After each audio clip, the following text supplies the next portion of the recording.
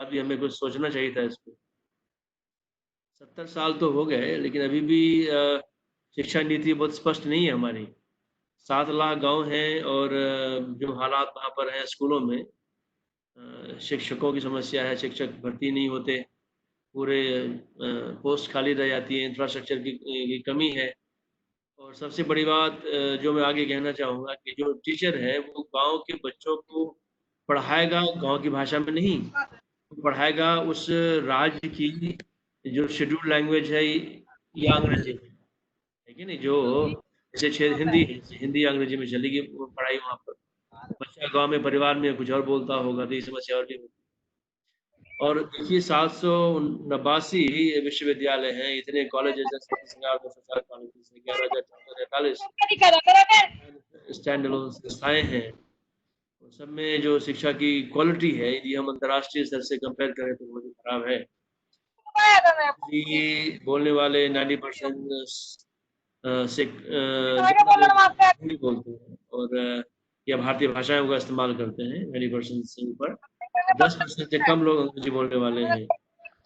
लेकिन जो उच्च शिक्षा का माध्यम है और कई जगह तो जो प्राइमरी और सेकेंडरी का माध्यम भी अंग्रेजी है। और सबसे दुर्भाग्यपूर्ण बात क्या है कि जो अंग्रेजी माध्यम से पढ़ा हुआ बच्चा होता है वो अपने आप को कंपटीशन में आगे उसको महसूस कराया जाता है स्कूलों में। और फिर बीच एक दो धारा आ जाती है और हम हमारे देश के मिलियंस ऑफ टैलेंट्स जो कि अंग्रेजी माध्यम से नहीं पढ़े लेकिन बहुत टैलेंटेड हो सकते हैं, उनके टैलेंट का इस्तेमाल ही नहीं कर पाते। ये शिक्षा जो आधुनिक शिक्षा हमारी पाश्चात्य कंप्यूटेशन बेस्ड शिक्षा जो है उसके प्रभाव है, दुष्प्रभाव हैं और उसको हम झेल रहे हैं 70 सालों से। हमारे पास कोई अब एक युक्ति नहीं है कैसे इसको बदला जाए। और जो शिक्षा नीति अभी आई थी उसपे भारतीय भाषाओं में भी पे काफ़ी ज़ोर था, लेकिन फिर भी आमूल परिवर्तन की बात उसमें भी नहीं थी। तो अब क्या है कि टेक्नोलॉजी यदि हम लाएँ, तो टेक्नोलॉजी से हमें वो उम्मीद है कि हम अपनी भाषा में शिक्षा को डिलीवर कर सकते हैं। अपनी भाषा में शिक्षा को डिलीवर करने के लिए हमें उन भाषाओं में टेक्नोलॉजी चाहिए होंगे। अब जैसे मान लीजिए मैं अभी हिंदी में ये व्याख्या दे रहा हूँ, वीडियो कॉन्फ्रेंसिंग माध्यम से। इसको ऑनलाइन लर्निंग का एक हम एक उपक्रम कह सकते हैं। लेकिन यदि कोई दक्षिण का विद्यार्थी तमिल में इसको सुनना चाहे, तो क्या मेरा ये व्याख्यान अपने आप तमिल में ट्रांसलेट होके उसको सुनाई देगा? मणिपुर में कोई सुनना चाहे तो मणिपुरी में सुनाई देगा, उड़ीसा में उड़िया में सुनाई देगा।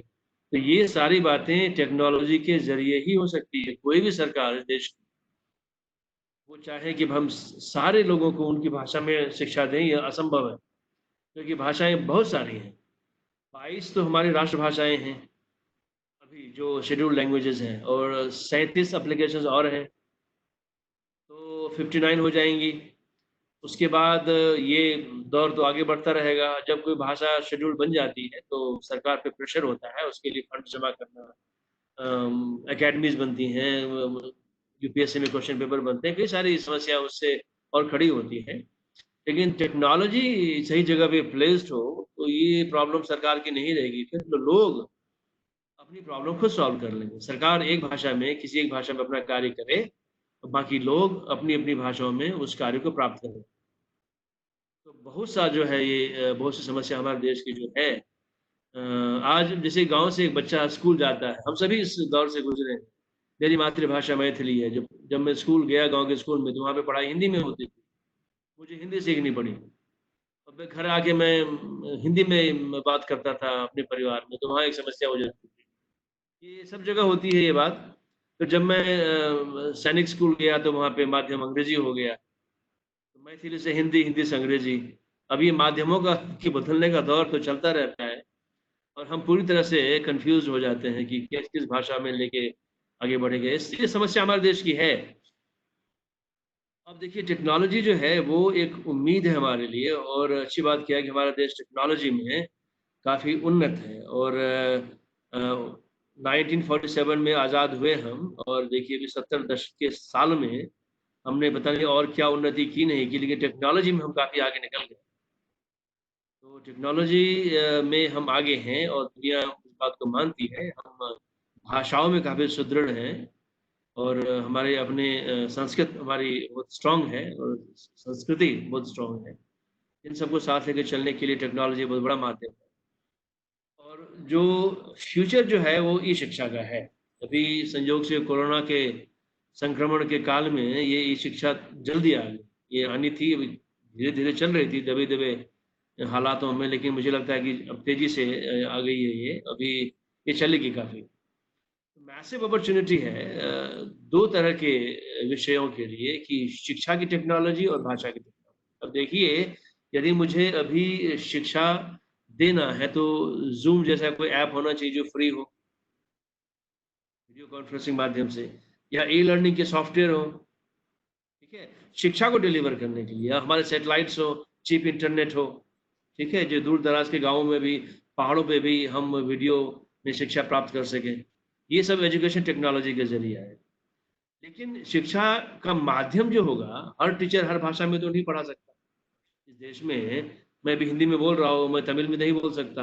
लेकिन तमिल वाले मेरी व्याख्यान को सुन पाएँ, इसके लिए लैंग्वेज टेक्नोलॉजी, ठीक है?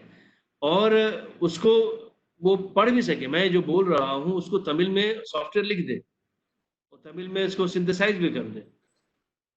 तो ये टेक्नोलॉजी जो है आवश्यक होगी भाषा प्रौद्योगिकी और शिक्षा प्रौद्योगिकी, दोनों तरह की बात हम करेंगे। अब जो technology for language education in India, ये कैसे डिफरेंट? मैं ये जो मेरा विषय है technology for online learning of languages, Indian languages. तो अब भाषा की शिक्षा, भाषा का शिक्षण बाकी शिक्षण से अलग कैसे है? यदि मैं केमिस्ट्री की पढ़ाई करता हूँ या फिजिक्स की पढ़ाई करता हूँ या मैं हिंदी की पढ़ाई करता हूँ, दोनों में क्या भेद है और क्या टेक्नोलॉजी चाहिए उसके लिए? ये हम चर्चा करेंगे। अब ये प्रश्न उठता है कि हम भारत में भाषाएँ पढ़ाते क्यों हैं?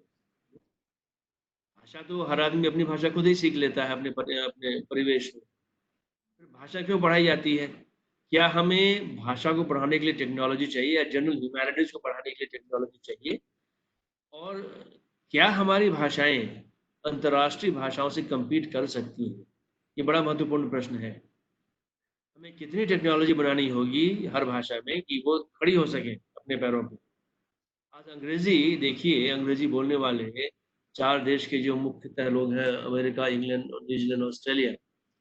अब इन देशों में जो संख्या है, वो भारत से कम ही होगी। भारत की संख्या बहुत ज़्यादा है। भारत में अंग्रेज़ी बोलने वाले भी काफ़ी 10% लोग भी बहुत बड़ी संख्या हो जाती है। लेकिन अंग्रेज़ी में जो टूल्स और टेक्नोलॉजी है और जो रिसोर्स अंग्रेज़ी के लिए बन रहे हैं, इस देश से काफ़ी बन रहे हैं रिसोर्स। इस देश से जितने भी रिसोर्स जनरेट हो रहे हैं भाषा में, अंग्रेज़ी का बड़ा हिस्सा जनरेट इस देश से होता है। क्योंकि उसमें टूल्स उपलब्ध हैं आसानी से। अंग्रेज़ी में हम टेक्नोलॉजी का इस्तेमाल आसानी से कर पाते हैं, हमारी भाषा में नहीं कर पाते। अब एक और बात होती है, जब हम भाषाओं की बात करते हैं, तो मुख्य भाषाओं की ही बात नहीं करते। एक मुझे याद है कि एक पैनल डिस्कशन था जब स्विफ्ट की के कीबोर्ड्स लॉन्च हो रहे थे। तो तो एक पैनल डिस्कशन स्विफ्ट की ने ऑर्गेनाइज़ किया था। उसमें उसमें जो राजीव मखनी है, जो टेक टेक स्पेशलिस्ट हैं, उन्होंने किया था होस्ट इसको और मैं था उसमें और अ, चेतन भगत भी थे, जो नॉवेलिस्ट हैं, थ्री इडियट के। चेतन भगत ने मुझे पूछा था कि इतनी भाषाओं को लेके क्यों चलना है? 5-10 भाषाएँ लेके चलें हम। तो पूछा कि ये बताइए चेतन जी, ये कौन डिसाइड करेगा कि कौन-सी 5-10 भाषाएँ होंगी? है कि नहीं? और किन भाषाओं को छोड़ देंगे हम मरने के लिए? जब एक भाषा मर जाती है, तो उससे पूरा इस समुदाय का ज्ञान खत्म हो जाता है, उसको हम प्राप्त नहीं कर पाते, है कि नहीं है? तो ये भाषाओं को छोड़ने की बात तो होनी ही नहीं चाहिए और टेक्नोलॉजी इसको लेके आगे बढ़ेगी और हमें टेक्नोलॉजी निर्माण पे ध्यान देना चाहिए। अब भाषा की जो स्थिति हमारे देश में है, यदि आप देखें 4 भाषा परिवार जो अभी जीवित हैं, ये 4 ऊपर के 4 भाषा परिवार हैं, ये खत्म हो गई अंडमानीज़, ये 5वीं भाषा परिवार थी, जैसे 5-10 वर्ष पहले 5 वर्ष पहले शायद, ये इसका जो अंतिम बोलने वाला था, बोआ द सीनियर उसका नाम था लेडी का, शी डाइड। उसका अंतिम इंटरव्यू हमारे जेएनयू के प्रोफ़ेसर ने किया था। तो वो मेरी बात हो रही थी उनसे, वो जेएनयू प्रोफ़ेसर से, उन्होंने कहा था कि वो कह रही थी, जो अंडमानीज़ महिला थी, कि अब मैं अकेली बची हूँ, तो बात करने के लिए मेरे पास कोई है नहीं, किससे बात करूँगी मैं अंडमान निकोबार में? तो मैं चिड़ियों से बात कर जानवरों से बात करती हूँ। तो उन्होंने चिड़ियों से अंडमानीज़ कम्युनिटी में चिड़ियों से, जानवरों से बात करने की कला भी उन्होंने विकसित की। उन्हें ये भी पता था कि सुनामी जब आई थी, तो उनको पता चल गया था सुनामी आने वाली है, तो उन्होंने सारे अपने मवेशियों को लेके वो पहाड़ पे चले गए आराम से। सुनामी आई, बाढ़ आया, उसके बाद जब पानी वापस चला गया, फिर लौट के नीचे आ गया। तो ये ज्ञान दुनिया के पास नहीं था कि सुनामी कब आएगी, कितना डेवास्टेशन होगा, उनके पास।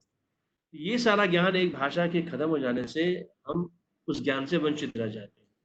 तो किसी भाषा को खत्म मतलब समाप्त होना पड़े, ऐसी स्थिति नहीं आनी चाहिए देश में। तो बहुत बड़ा ज्ञान हमारा।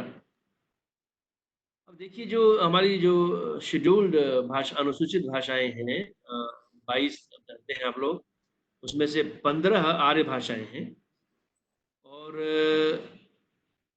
द्रविड़ भाषाएँ 4 हैं। एक है ऑस्ट्रो एशियाटिक भाषा, मैं फिर से पिछले स्लाइड में जाता हूँ।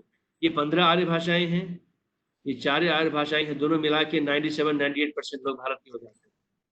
जिन्होंने भाषा सर्वेक्षण में इस इन 19 भाषाओं को अपनी भाषा बनाया है, बताया है। ऑस्ट्रो एशियाटिक में 1.1% है, ये संथाली भाषा है, जो कि राष्ट्रभाषा हमारे संविधान में है, ये झारखंड की भाषा है। झारखंड में भी है, बंगाल, बिहार, उड़ीसा में भी लोग बोलने वाले इसके लोग हैं। तिब्बती बर्मी भाषा परिवार की 2 भाषा हैं, 2 भाषाएँ हैं, मणिपुरी मणिपुर में और बोडो असम में। ये 22 भाषाएँ हैं हमारे पास। अब देवनागरी बहुत बड़ी लिपि है 10 भाषाओं की लिपि है और बांग्ला उससे ज़्यादा बांग्ला भी दूसरी बड़ी लिपि है और ये जो 2 लिपियाँ देख रहे हैं आप ये एक लिपि पर्शियो अरेबिक और रोमन रोमन भी लिपि है जो कई वैसे गोवा में कोंकणी रोमन में भी लिखी जाती है और खासी भी रोमन में लिखी जाती है, कई लोग लिखते हैं उसको। तो रोमन और फ़ारसी जो लिपि है, फ़ारसी अरबी लिपि जो 2 लिपियाँ हमारे देश की, वो ब्राह्मी से नहीं आई हैं, यानी उस देश की नहीं है वो। बाकी सारी लिपियाँ इस देश की हैं। तो जब हम टेक्नोलॉजी निर्माण की बात करेंगे शिक्षा को आगे बढ़ाने के लिए, तो इन सब बातों का ध्यान रखना पड़ेगा क्योंकि जब मैं भी व्याख्यान दे रहा हूँ और मेरे व्याख्यान को हिंदी में, तमिल में, तेलुगु में मशीन टाइप करता है, तो उस लिपि में तो टाइप करेगा ना, लिपि का तो ज्ञान होना चाहिए मशीन। अब 2 तरह की टेक्नोलॉजी की बात हम करते हैं शिक्षा के क्षेत्र में, जब हम शिक्षा को आगे बढ़ाएँ, तो एक तो भाषा प्रौद्योगिकी है, जिसकी बात हम करेंगे, जिसकी बात आशुतोष जी कर रहे थे। और इसमें इनपुट-आउटपुट टूल्स सारी भाषा में चाहिए कि हम कैसे आसानी से इनपुट दे सकें। मैं भी वॉइस इनपुट दे रहा हूँ मशीन को और मशीन इसको यदि ट्रांसलिटरेट कर दे, टाइप कर दे और अनुवाद कर दे, तो फिर उसके लिए हमें रियल टाइम मशीन अनुवाद चाहिए होगा। मैं जैसे बोलता हूँ वैसे अनुवाद वो हिंदी में, तमिल, तेलुगु में, सब भाषा में, हिंदी में तो है ही, बाकी सब भाषाओं में अनुवाद होके वो उन लोगों तक पहुँच जाए। उसके बाद text dialogue speech and multimodal technologies. अब जब अनुवाद करे मशीन मुझे, तो सिर्फ़ अनुवाद ही नहीं करे और उसके साथ मुझे कॉपी भी कर ले। यानी होलोग्राम टेक्नोलॉजी से यदि कोई तमिल मुझे देख रहा हो, तो लगे कि मैं तमिल बोलता हुआ दिखूँ उसको। मेरे हाव-भाव सारे जैसे कि मैं भी हिंदी बोल रहा हूँ और यदि इसका अनुवाद तमिल में करूँ, तो मेरे होंठ उस ढंग से हिलने चाहिए। उसको लगे कि मैं तमिल ही बोल रहा हूँ मूलतः। ये ना लगे कि मेरा अनुवाद हिंदी का अनुवाद करके उसको प्रस्तुत किया जा रहा है। तो ये सारे टेक्नोलॉज़ीज़ एआई की मदद से हमें करनी पड़ेंगी और जो शिक्षा टेक्नोलॉजी में हमें सर्वर बेस्ड टेक्नोलॉजी की व्यवस्था करनी पड़ेगी और उसके लिए बड़ा आवश्यक है कि इंटरनेट फ्री हो और हाई पावर इंटरनेट हो। 5G आने वाला है देश में, अच्छी बात है। दूर-दराज के इलाके में भी उपलब्ध हो, सबको उपलब्ध हो और डायनामिक इंटरैक्टिव कंटेंट हो। मल्टीमीडिया हो, सिमुलेशंस हो। आदमी बहुत ज़्यादा पढ़ना नहीं चाहता। उसको कम लिखा हो लेकिन ज़्यादा उसमें इमेज हो, सिमुलेशंस हो, पिक्चर्स हो तो ज़्यादा अच्छा लगता है उसको। तो साथ ही हम वही लेक्चर हर एक आदमी को नहीं दे सकते। मैं आपसे जो कह रहा हूँ अभी मुझे नहीं पता कि 150 लोग जुड़े हैं इस प्लेटफ़ॉर्म से अभी, उन सब का जो प्रीवियस नॉलेज एजुकेशन टेक्नोलॉजी में क्या है? क्या मैं जो कह रहा हूँ पहले से पता उनको है? कुछ लोग नया ज्ञान चाहते होंगे, कुछ लोग पुराना चाहते होंगे। इसलिए जो कंटेंट हम दे रहे हैं, वो ये इस बात पे निर्भर करना चाहिए कि जो यूज़र है, जो लर्नर है, उसका बैकग्राउंड क्या है? उसके हिसाब से कंटेंट उसके पास जाए। यानी मैं जो व्याख्यान दे रहा हूँ, मशीन उसको कई तरह से इसको प्रस्तुत करे लोगों के सामने, डिपेंडिंग ऑन उनकी रिक्वायरमेंट क्या है। तो कंटेंट जो है यूज़फुल होना चाहिए और सबसे बड़ी बात हम 2 तरह की पढ़ाई होती है, पढ़ाई डिग्री के लिए और पढ़ाई आपके अपने प्रॉब्लम सॉल्विंग के लिए। अब जैसे मान लीजिए कि किसान को अब जैसे आप में से बहुत लोगों को पता नहीं होगा कि ज़ूम को कैसे ऑपरेट करते हैं या फिर सिस्को को कैसे ऑपरेट करते हैं। तो ये भी नॉलेज चाहिए, आपकी इमीडिएट अभी सर्वाइवल के लिए है कि आपको ऑनलाइन टूल्स टेक्नोलॉजी चाहिए। तो उसका ज्ञान क्या कोर्स होना चाहिए, कोई डिग्री नहीं है, आपके पास नॉलेज चाहिए। किसान को ये पता होना चाहिए कि भाई उसके खेत में कौन-सा कीड़ा लगा है, टिड्डी अभी उसके खेत में आक्रमण कर रहे हैं राजस्थान में, तो टिड्डी से कैसे छुटकारा पाया जाए? ये भी इमीडिएट सर्वाइवल प्रश्न है, तो इस पे कोर्स होना चाहिए। तो जो कोर्स उसके तुरंत सर्वाइवल में काम आए, उसके इमीडिएट एनवायरनमेंट से संबंध रखता हो, ऐसे कोर्सेज़ देने चाहिए। डिग्री को ज्ञान से डीलिंग करने की आवश्यकता है। हमारे ऋषि-मुनि के पास डिग्री नहीं हुआ करता था। वो सारे विषयों के ज्ञाता हुआ करते थे और गोल क्या था? समाज सेवा। तब जो है सही शिक्षा आगे बढ़ती थी। आज क्या हो गया है कि मैं डिग्री लेके कॉम्पीट करके कोई फर्स्ट क्लास हो गई, सेकंड क्लास, कोई थर्ड क्लास हो गया। जो थर्ड क्लास हुआ है वहीं से वो पिछड़ गया वो, आगे नहीं आ सकता। क्या पता उसको बढ़िया ज्ञान था लेकिन वो अच्छे से एग्ज़ाम नहीं दे पाया। उसका ग्रेड कम हो गया तो वहीं से फिर वो पीछे हो गया। ये मॉडल ही नहीं था हमारे देश में इस तरह का कि ये क्लास में उसको बाँटा जाए। ठीक है, चलिए अब जो भी है ऐसे हमें इसमें इनोवेट तो करना पड़ेगा। और सबसे बड़ी बात कि जो फ्री होना चाहिए और या तो बहुत सस्ती हो, एकदम सस्ती हो जो सब अफ़ोर्ड कर सकें। जैसे इंटरनेट अभी है, इंटरनेट मोबाइल फ़ोन्स में बहुत लोग सब लोग अफ़ोर्ड कर पा रहे हैं। ये मोबाइल फ़ोन का प्रसार काफ़ी बढ़ रहा है। उस तरह से ऐसी शिक्षा टेक्नोलॉजी हो जो या तो बिल्कुल फ्री हो या बहुत ही सस्ती। अब मैंने 5 तरह के कंज़्यूमर्स की बात की है, जो लोग शिक्षा जो हम बनाएँगे टेक्नोलॉजी, उसको यूज़ करने वाला कौन होगा, उसका स्टेक होल्डर्स कौन होंगे? तो पहली कैटेगरी है जो कंज़्यूमर स्टूडेंट्स की, जो ट्रेनीज़ की, जो लोग शिक्षा लेंगे, जो लोग पढ़ेंगे।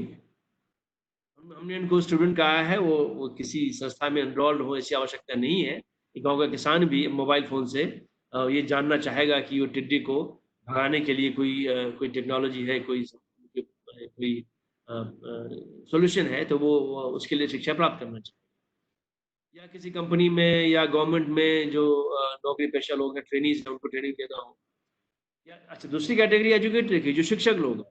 जो शिक्षक हैं, जो कंटेंट क्रिएटर हैं, जो ट्रेनर हैं, ये दूसरी कैटेगरी होती है, जो शिक्षा प्रोवाइड करेंगे।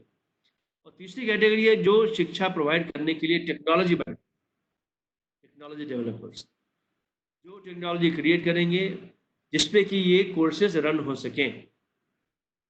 कोर्सेज़ तो बनाएँगे शिक्षक, जो कंटेंट होगा, लेकिन टेक्नोलॉजी उसको रन करेगी, होस्ट करेगी, तभी तो आप कोर्स को पढ़ा पाएँगे, नहीं तो कोर्स सिर्फ़ बना के क्या होगा? और प्रशासक वर्ग, यूनिवर्सिटी, कॉलेज, मैनेजमेंट एसेट्रा, जिनको ये कोर्स लॉन्च करना है, चाहे डिग्री प्रोग्राम के तहत, चाहे बिना किसी डिग्री प्रोग्राम के तहत, चाहे वो फ़ी लगाएँगे या बिना फ़ी के, तो ये सारा जो व्यवस्था है, रजिस्ट्रेशन कराएँगे, एडमिशन कराएँगे, जो भी है, वो सारा प्रशासन में आएगा। और सबसे महत्वपूर्ण जो कुबेर पक्ष है, फाइनेंस, पैसा कहाँ से आएगा? यदि कोर्स बनाने के लिए टेक्नोलॉजी बनानी है या लोग, टीचर्स या अन्य लोग इसको कंटेंट क्रिएट करेंगे, उनको पैसा चाहिए होगा। तो इसके लिए या तो जो स्टूडेंट है वो फ़ी दें, कंज़्यूमर्स, उससे कुछ रेवेन्यू जमा होगा या सरकार पैसा दे या इंडस्ट्री पैसा लगाए उसमें क्योंकि उसको लगता है कि आज मैं पैसा लगाऊँगा, तो कल मुझे उसका रिटर्न मिलेगा। या फिर बहुत सी ऐसी संस्थाएँ हैं जो दान वग़ैरह देती हैं और या किसी समुदाय को आगे बढ़ाना चाहती हैं, तो वो पैसा दें या फिर बहुत सारी जो कम्युनिटीज़ हैं, जो अपनी कम्युनिटी को आगे बढ़ाना चाहती हैं, वो पैसा दें। हेलो। अब संस्कृत की विशेष परिस्थिति क्या है? क्या संस्कृत एक भाषा हिंदी जैसी है, तमिल, तेलुगु जैसी है, तो तमिल, तेलुगु, हिंदी की अलग आवश्यकताएँ होंगी। ई-शिक्षा के काल में टेक्नोलॉजी की आवश्यकता अलग होगी उसके लिए, लेकिन संस्कृत की आवश्यकताएँ बहुत अलग हैं। और इस लिहाज से मैं कहता हूँ संस्कृत तो एक विशेष भाषा है और मैं इसको एक्स्ट्राऑर्डिनरी भाषा कहता हूँ। क्यों एक्स्ट्राऑर्डिनरी भाषा कहता हूँ संस्कृत को कि देखिए एक ही भाषा पूरी दुनिया में है अभी भी, जो मोस्ट एंशिएंट सबसे पुरानी भी है और सबसे आधुनिक भी है। सबसे आधुनिक इस सेंस में है, जिसकी तरफ इशारा आशुतोष जी कर रहे थे कि हम एआई में इसको ला सकते हैं और इससे फ़ायदा उठा सकते हैं। दूसरे किसी व्याख्यान में मैंने कहा था कि कैसे किसी नॉर्मल ह्यूमन लैंग्वेज स्ट्रिंग को हम मैथमेटिकल लॉजिक में कन्वर्ट कर सकते हैं। ऐसी प्रक्रिया हमारे शाब्द बोध में होती है, अभी भी होती है।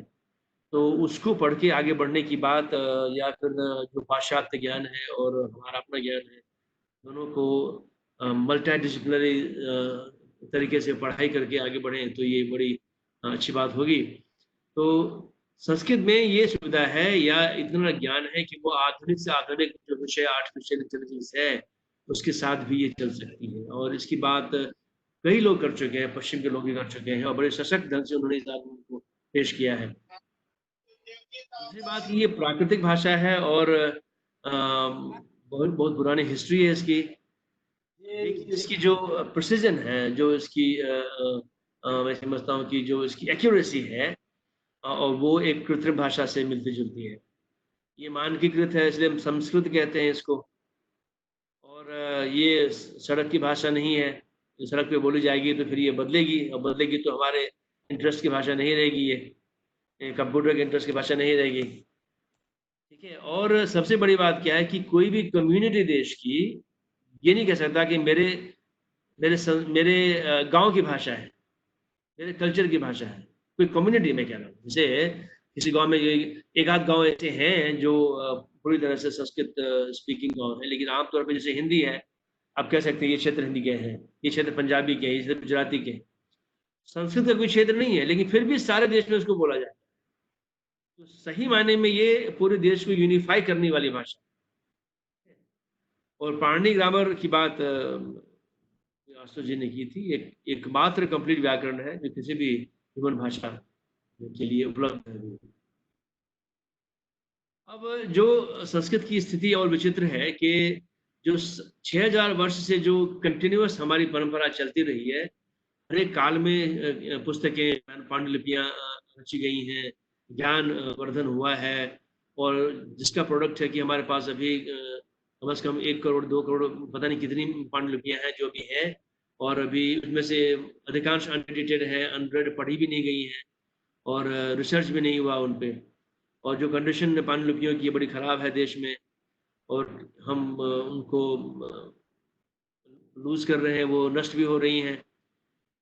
और हैंड रिटन मैन्युस्क्रिप्ट के अलावा प्रिंटेड टेक्स्ट भी हैं, प्री डिजिटल टेक्स्ट भी हैं जो टाइपराइटर से छपे हैं और डिजिटल फॉर्मेट में कन्वर्टेड टेक्स्ट भी हैं और बोर्न डिजिटल टेक्स्ट भी हैं।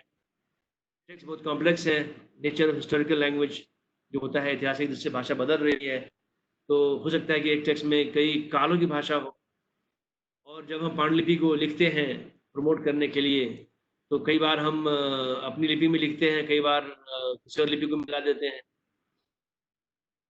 और लैंग्वेज डिटेक्शन कई बार जो लाइब से यूपेन की लाइब्रेरी है वैनफेल्ड में वहाँ गया था पेंसिल्वेनिया यूनिवर्सिटी में जो साउथ एशिया की लाइब्रेरी है वैनफेल्ड नाम है उसमें संस्कृत की बहुत सारी पांडुलिपियाँ हैं उन्होंने दिखाया था उन्होंने मुझे उनमें से कई शायद राजस्थानी भाषा में संस्कृत में है भी नहीं तो हम पांडुलिपि को देख के क्या ये भी डिटेक्ट ऑटोमेटिकली कर सकते हैं कि वो वाकई संस्कृत है भी कि नहीं जो सब्जेक्ट मैटर है उसमें तकनीकी सब्जेक्ट मैटर है आयुर्वेद है योग है फिजिक्स केमिस्ट्री बायोलॉजी अब इसके लिए अब ज्योतिष है इसके लिए तो हमें एक्सपर्ट चाहिए एक संस्कृत जानने वाला आदमी वो तो उसको नहीं पढ़ पाएगा ठीक से समझ नहीं पाएगा एडिट नहीं कर पाएगा तो हमें उसके लिए विशेष विषय एक्सपर्ट चाहिए और सबसे अच्छी बात क्या है कि संस्कृत में अभी 18 यूनिवर्सिटियां हो गई हैं 17 गलत है 18 यूनिवर्सिटियां हो गई हैं 150 डिपार्टमेंट है इतनी यूनिवर्सिटियां अंग्रेजी के लिए भी नहीं है तो अंग्रेजी से ज़्यादा फंडेड संस्कृत भाषा है एक तरह से आप देखें हज़ारों की संख्या में मैन पावर है जो संस्कृत पढ़ रहे हैं इस देश में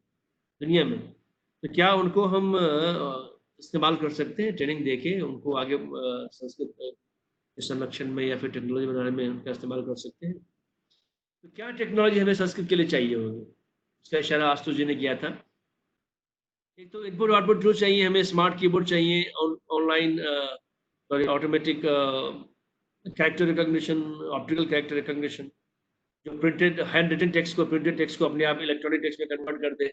जो प्रिंटेड टेक्स्ट है या पांडुलिपि है, उसको स्कैन करे और मशीन टाइप कर दे, और मैं संस्कृत में बोल रहा हूँ उसको मशीन टाइप कर दे। टेक्स्ट टू स्पीच टेक्स्ट है, पांडुलिपि है, मशीन उसको पढ़ दे, या प्रिंटेड टेक्स्ट है, मशीन पढ़ दे उसको। और मल्टीमोडल रिकॉग्निशन हो, यदि कोई नहीं पढ़ रहा है लेकिन संस्कृत का वाचन कर रहा है, नाटक का मंचन हो रहा है, इन सबको भी मशीन रिकॉग्नाइज करे। मैनसक्रिप्ट लाइब्रेरीज बनानी पड़ेंगी और इनको प्रिजर्व करने का और शोध करने की व्यवस्था करनी होगी। टेक्स्ट रीडर्स और सरलीकरण की प्रक्रिया करनी पड़ेगी। जो ऐसे सॉफ्टवेयर हो जो संस्कृत टेक्स्ट को पढ़े और उसको पढ़ने में मुश्किल हो तो उसको सिंप्लीफाई करें, जैसे संधि और समास। ये माना जाता है कि संस्कृत टेक्स्ट को कॉम्प्लेक्स कर देते हैं, इनको पृथक पृथक करके सरल सरल कर दें। उसके बाद उसको समरी कर दें, सारांश बना दें, संक्षेपण करें। और फिर ई लर्निंग एप्लीकेशन बनाने पड़ेंगे हमें, ताकि संस्कृत को पढ़ाने में जो स्पेशल रिक्वायरमेंट्स हैं वो हम इस इन एप्लीकेशन में डाल सकें, एक्सपर्ट सिस्टम में डाल सकें। और अनुवाद की आवश्यकता पड़ेगी, स्पीच टू स्पीच और टेक्स्ट टू टेक्स्ट। वो इसलिए कि जब हम संस्कृत में पढ़ाएं और यदि कोई आदमी संस्कृत नहीं समझ पा रहा है तो उसको ज्ञान से वंचित न रखा जाए, वो ज्ञान कम से कम उसका अपनी भाषा में प्राप्त हो अनुवाद के जरिए। डिजिटल लाइब्रेरीज, डिजिटल रिसोर्सेज में हमें बनानी पड़ेगी digital management library, digital library heritage text का बनाना पड़ेगा और मल्टी मॉडल टेक्स्ट का बनाना पड़ेगा। जैसे कि नाटक के मंचन हो रहे हैं, वैदिक रिचुअल का परफॉर्मेंस हो रहा है, वैदिक पाठ जो परंपराएं हैं, जटा पाठ, ये सब जो सारी हैं, और जो कल्चरल राइट्स और रिचुअल्स हैं, जैसे कि उपनयन संस्कार हो रहा है, विवाह संस्कार, इन सब का भी जो है वो डिजिटल लाइब्रेरी होना चाहिए, और सारे ही प्रदेशों का होना चाहिए। जैसे उपनयन संस्कार नॉर्थ में हो रहा है, साउथ में हो रहा है, तो वैदिक पोर्शन कितना है और लोकल एलिमेंट कितना है। आपको आश्चर्य होगा, मेरे ही परिवार में एक धर्मशास्त्र की पुस्तक मिली है जिसमें मिथिला प्रदेश में जो उपनयन संस्कार होता है वो कैसे होता है उस संस्कृत में टेक्स्ट लिखा हुआ है, मिथिलाक्षर में, इसको मैं पढ़ने की कोशिश कर रहा हूँ। तो जो हर एक प्रदेश में वैदिक रिचुअल के साथ साथ लोकल एलिमेंट्स भी होते हैं, तो वो उसका यदि परफॉर्मेंस हो रहा है तो उसको भी रिकॉर्ड करें। और दूसरी बात, डिजिटल मैपिंग में यात्रा, जो हम धर्म यात्राएं करते हैं, तो उसका भी मैपिंग होना चाहिए, और रिलीजियस टूरिज्म को हम मैप करें। और जो डिजिटल रिसोर्सेज हैं, आयुर्वेद के टेक्स्ट हैं, प्रैक्टिसेस ट्रेडिशंस हैं, इनको भी हम नहीं बनाएंगे तो आयुर्वेद बायोलॉजी का कोर्स जो जेएनयू में शुरू हो रहा है वो कैसे संभव हो पाए। बच्चा तो प्रिंटेड टेक्स्ट पढ़ेगा नहीं, उसको तो एक चाहिए कि साधारण एक ऑनलाइन सिस्टम हो जहाँ पे वो टेक्स्ट को सर्च कर ले, जो समझ में नहीं आया क्लिक करे, उसका सही मीनिंग आ जाए, तब उसको आसानी होगी पढ़ने में, उसको आपस में लिंक भी कर ले, तभी वो मूल पुस्तक पढ़ पाएगा। अब जो एक्सपर्ट सिस्टम की आवश्यकता पड़ेगी हमें शिक्षा में, यदि हम योग एक्सपर्ट सिस्टम बना लें कि वो सारे ही योगों की परंपरा में लोगों को ट्रेनिंग दे सके, ऐसा सॉफ्टवेयर हो जो सारे योगों की परंपरा में वो ट्रेंड हो और लोगों को ट्रेनिंग दे सके। आयुर्वेद का एक्सपर्ट सिस्टम हो जो बता सके कि आपको क्या प्रॉब्लम है, हेल्थ के क्या इश्यूज हैं, क्या मेडिसिन होगा, कहाँ पे औषधि मिलेगी, कैसे बनाएंगे, सारा। जैसे एक touch screen Ayurveda expert system AIIMS बना रहा था बहुत पहले, 90s में, मुझे याद आ रहा है। गोल ये था कि जिन जगहों पे डॉक्टर नहीं पहुंच सकते गाँव में, वहाँ पे टच स्क्रीन एक कंप्यूटर लगाएंगे, वहाँ पे वो आपकी बॉडी का पूरा पिक्चर रहेगा, आप टच करें कि यहाँ पर मुझे दर्द हो रहा है तो बताएगा कि आपको ये प्रॉब्लम है, इस प्रॉब्लम के लिए आपको डायग्नोसिस होगा, फिर ये प्रॉब्लम है और इस प्रॉब्लम के लिए ये औषधि दवाई होती है, इस दवाई में ये औषधि मिलती है, ये औषधि भारत में इस जगह पे मिलती है, तो आप खुद औषधि सर्च करें, बना के उसको दवाई लें। ये सब बात थी, लेकिन अब देखिए आगे ये इसमें अपॉर्चुनिटीज तो काफ़ी ज़्यादा है। वैदिक परंपराएं वेदांगों के लिए हम एक्सपर्ट बना सकते हैं। एक्सपर्ट सिस्टम्स एआई का एक बड़ा महत्वपूर्ण हिस्सा है, और जो मल्टीमीडिया प्रेजेंटेशंस भी होनी चाहिए डिजिटल माध्यम से। जो हमारे रामायण महाभारत ये काफ़ी पॉपुलर है इंडिया में और इंडोनेशिया में, कई देशों में।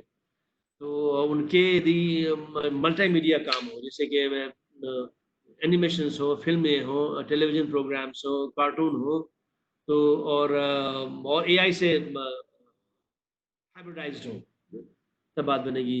और जो गीत काव्य है, महाकाव्य, नाटक है, पुराण, कथा साहित्य, ये बहुत विशाल परंपरा है आपको कार्य करने के लिए। इस विषय में मैं देखूँ, ये सब बातें अन्य भाषाओं में नहीं होती। इस संस्कृत में विशेष परिस्थिति की बात मैं कर रहा हूँ और इसके लिए education, technology, resources, teaching learning में हमें अलग करनी पड़ेंगी, बनानी पड़ेंगी। और चौथा और जो बात कह रहे थे आशुतोष जी की जो शास्त्रों को हम एक्सप्लोर करें, खासकर व्याकरण, न्याय, मीमांसा और कैसे इसको कंप्यूटेशनल लिंग्विस्टिक्स से हाइब्रिडाइज़ करके हम आगे बढ़ेंगे। तो डेटा ड्रिवन टेक्नोलॉजी का ज़माना है और जॉन मैकार्थी जिन्होंने एआई शब्द का क्रिएट किया था। एआई शब्द पहली बार 1959 में 58 में बोल रहा हूँ, 58 या 59 में डार्टमouth कॉन्फ्रेंस हुआ था अमेरिका में, उसमें जॉन मैकार्थी ने उस शब्द को कॉइन किया था, आर्टिफिशियल इंटेलिजेंस शब्द को। तो उनका कहना है कि जो आजकल मशीन लर्निंग जो है, वो तभी हो पाएगी, जब जो नेचुरल लैंग्वेज में टेक्स्ट है, उसको कोई सॉफ्टवेयर ट्रांसलेट करे मैथमेटिकल लॉजिक लैंग्वेज। अब आपको न्याय में ऐसी बातें होती, नव्य न्याय में, नव्य न्यायिक शैली में हम किसी प्राकृतिक भाषा के वाक्य को आर्टिफिशियली रिप्रेजेंट करते हैं, अनएम्बिगुअसली। तो वो प्रक्रिया यहाँ तो है, तो मुझे लगता है कि न्याय, मीमांसा, व्याकरण सबको मिला के आगे बढ़े, तो हम आगे इसमें बढ़ सकते हैं। इसके लिए प्रॉब्लम क्या हो रही है कि जो संस्कृत डिपार्टमेंट्स हैं, वहाँ पे जो विद्वान अलग-अलग विषय के हैं, आपस में साथ नहीं बैठना। ईगो की समस्या होती है और एक दूसरे की कक्षा में नहीं बैठते, जाने की क्या बात है। क्योंकि जब ये क्रॉस डिसिप्लिनरी नॉलेज एक्सेस करेंगे ना, तो कई सारे नए आइडियाज़ आते हैं। जो पूरा कंप्यूटर साइंस में इतने सारे आविष्कार हुए हैं, प्रोग्रामिंग लैंग्वेज कंपाइलर वगैरह बना है, इसका कनेक्शन भाषा विज्ञान से है, चॉम्स्की से है और चॉम्स्की का कनेक्शन ससुर से है, ससुर का कनेक्शन जो पाणिनि से है। तो क्लियर कनेक्शन तो है, जब वेस्ट ने नई दृष्टि से देखा हमारे शास्त्रों को, तो नए-नए शोध हुए। हम खुद ही नई दृष्टि से नहीं देखना चाहते। अब ऑनलाइन संस्कृत की विशेष परिस्थिति को ध्यान में रखते हुए ऑनलाइन लर्निंग में क्या हम कर सकते हैं? क्या उसमें मौलिक इसकी कॉन्सेप्ट्स हैं? तो आम तौर पे हम लोग कन्फ्यूज़ करते हैं कि online learning, virtual learning, e-learning सबको अलग एक साथ कई बार रखते हैं। डिफरेंस इसमें काफ़ी ज़्यादा है देखिए जैसे आप। एक तो है कि ऑन कैंपस तो हम डिग्री लेते हैं, हम जेएनयू, डीयू कहीं-कहीं एडमिशन लेके पढ़ाई करते हैं, डिग्री ऑन कैंपस लर्निंग हो गई। अब ऑफ कैंपस लर्निंग का ज़माना है। ऑफ कैंपस लर्निंग कई तरीके से हो सकती है। वर्चुअल लर्निंग जैसे अभी हम कर रहे हैं। मैं भी वीडियो कॉन्फ्रेंसिंग माध्यम से आपको पढ़ा रहा हूँ, तो बस वर्चुअल लर्निंग हो गई है। जैसे एक टेक्नोलॉजी है कि वीडियो कॉन्फ्रेंसिंग टेक्नोलॉजी है बस। और डिजिटल लर्निंग है ऑफलाइन डिजिटल टूल्स। यदि मान लीजिए मैंने कोई सॉफ्टवेयर बना दिया, आपको मैंने सॉफ्टवेयर बना के भेज दिया, सीडी दे दिया, डाउनलोड कर लिया आपने और आपने अपने कंप्यूटर पे ऑफलाइन उसको प्ले करके पढ़ लिया, तो वो ऑफलाइन लर्निंग होगी। तीसरा ऑनलाइन जो भी हम लोग जिसकी बात कर रहे हैं, इसमें ऑनलाइन कंटेंट सॉफ्टवेयर बनाने होते हैं, इसमें वीडियो लेक्चर्स भी हम यूज़ कर सकते हैं, वीडियो कॉन्फ्रेंसिंग भी कर सकते हैं। लेकिन सबसे महत्वपूर्ण इसमें जो है ये ऑनलाइन कंटेंट और टूल है। एक है डिस्टेंस लर्निंग, इसको ऑनलाइन लर्निंग हम कहते हैं, लेकिन इसमें एक डिग्री और सर्टिफिकेट की बात होती है। ऑनलाइन लर्निंग में यदि हम डिग्री सर्टिफिकेट ऐड कर दें, तो डिस्टेंस लर्निंग उसको हम कह सकते हैं। तो मान लीजिए अभी जेएनयू में ऑनलाइन संस्कृत एमए शुरू होता है, जिसमें हम एमए की डिग्री दें ऑनलाइन मोड में, तो वो डिस्टेंस लर्निंग कहा जाएगा। और अंतिम में है ई लर्निंग, इसमें हम टेक्नोलॉजी सिमुलेशन बात करते हैं और कोई टीचर का रोल नहीं होता है इसमें। टीचर से इंटरैक्ट नहीं करते, टीचर की मदद लेकर हम कंटेंट क्रिएट कर लेते हैं और फिर सॉफ्टवेयर उसको एआई की मदद से अलग-अलग स्टूडेंट्स के अलग-अलग तरीके से डिलीवर करता है। ठीक है? अब एक है ब्लेंडेड मोड। ब्लेंडेड मोड में हम क्या करते हैं, कन्वेंशनल क्लासरूम भी रखते हैं और ऑफ कैंपस मोड भी रखते हैं। तो कई बार क्या होता है कि मान लीजिए हमने एक डिग्री प्रोग्राम चलाया, उसके कुछ कोर्सेज़ हमने ऑफ कैंपस मोड में कर दिया, कुछ कोर्सेज़ ऑन कैंपस मोड में कर दिया। अब जो 2 तरह की बात है कि या तो फुली ऑटोमेटेड होगा या सेमी ऑटोमेटेड होगा। यदि पार्शियल ऑनलाइन लर्निंग हम करना चाहते हैं, उसमें ह्यूमन और मशीन दोनों का योग होगा, ठीक है? क्लासरूम टीचर भी होंगे, वो कुछ चीज़ें क्लासरूम में पढ़ाएँगे और कुछ चीज़ें ऑनलाइन पढ़ाएँगे। कंप्लीट में फुल ऑटोमेटिक हो जाएगा, उसमें फिर ह्यूमन का रोल नहीं रहेगा। तो यूनिवर्सिटी एक सॉफ्टवेयर के रूप में जो हमारे आगामी यूनिवर्सिटियाँ होंगी, वो सॉफ्टवेयर होंगी। आप सॉफ्टवेयर में रजिस्टर कीजिए, यूनिवर्सिटी सॉफ्टवेयर है और आप पढ़िए, लिखिए, डिग्री लीजिए और बस हो गया। कोई बिल्डिंग उसकी नहीं, कोई वीसी नहीं, सारा चीज़ सॉफ्टवेयर होगा। एडवांस लर्निंग टेक्नोलॉजी अब एक विषय है, एक फील्ड है, और advance learning technology, cognitive science, artificial intelligence, human computer interaction, ये सारे डिसिप्लिन से इनमें काफ़ी ओवरलैप्स हैं, ठीक है? ये विषय क्या करता है कि मल्टीमीडिया कंप्यूटर टेक्नोलॉजी को रखते हुए क्लाइंट सर्वर टेक्नोलॉजी को यूज़ करके कंटेंट को डिलीवर करता है। आप कभी भी कहीं भी पढ़ सकते हैं, ठीक है? लेकिन एआई इसमें होगा, इसमें क्लाइंट सर्वर होगा, इसमें मल्टीमीडिया टेक्नोलॉजी होगी, और ह्यूमन लर्निंग एनवायरनमेंट को हम कॉपी करने की कोशिश करते हैं। हम रिड्यूस करना, रिडक्शनिज्म एक थ्योरी है कि हम ह्यूमन बिहेवियर को थोड़ा-सा रिड्यूस करना चाहते हैं और उसको सिमुलेट करना चाहते हैं, अप्रॉक्सिमेट करना चाहते हैं ऑटोमेटिक लर्निंग के लिए। इसमें obviously social, psychological, cultural aspects भी होंगे इसमें, और और इसमें कॉग्निटिव साइंस का काफ़ी रोल रहता है, और आर्टिफिशियल इंटेलिजेंस का काफ़ी रोल रहता है इसमें। अब जो using AI in education technology में, ये टेक्नोलॉजी में काफ़ी परिवर्तन हो रहा है आर्टिफिशियल इंटेलिजेंस में। पहले प्रोग्रामिंग लॉजिक बेस्ड लैंग्वेज में प्रोग्रामिंग हुआ करती थी, आजकल मशीन लर्निंग हो गया है, तो परिवर्तन काफ़ी है एआई में, और आगे परिवर्तन और तेज़ी से आएँगे। तो टेक्नोलॉजीज़ को के साथ चलना, ये भी एक बहुत बड़ी समस्या है।